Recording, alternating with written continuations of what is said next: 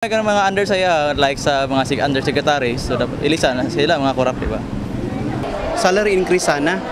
So especially teachers, then mga PNP.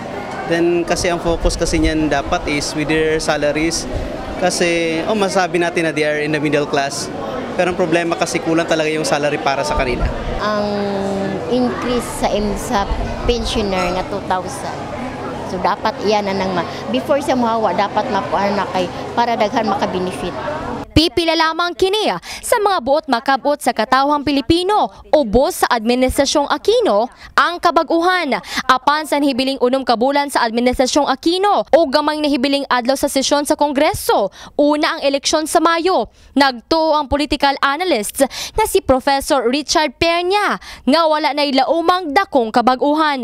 Wala na usay puruhan nga mapasa pa ang Bangsamoro Basic Law nga gipromisar ni Pangulong Aquino. Lakip na ang report nga makubsan ang buwis. Malabo na talaga yung maipasa ngayon kasi everybody's in his own business of getting re-elected. Speaker Belmonte was then saying, we will have this thing approved, but the problem is they have a poor attendance at the House. So, malabo.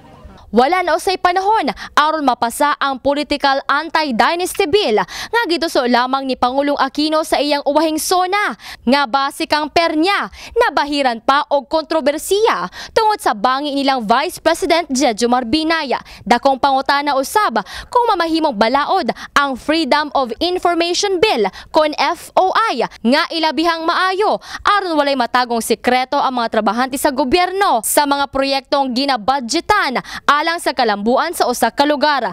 Alang kang Pernia na sayang lamang kini. Gipanganak lang na nahimugso tungod sa panag-away sa duha ka mga nilalang nga nanamanunta sila sa pinakataas nga poder sa atong nasod.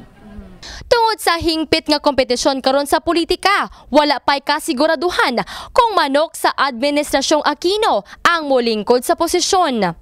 Parang yung taga Rojas City yata was then saying na he cannot actually win in that place in Rojas City. Because practically he's cut all the chances for him to shine. Instead of shining, he practically blurred himself. Sa karon, nagalaom ang mga botante nga mamahimong hapsay ang dagan sa piniliay ug mabotang sa pwesto ang mga angay magdumala sa nasud Pilipinas. Jess Saladuna, Brigada News.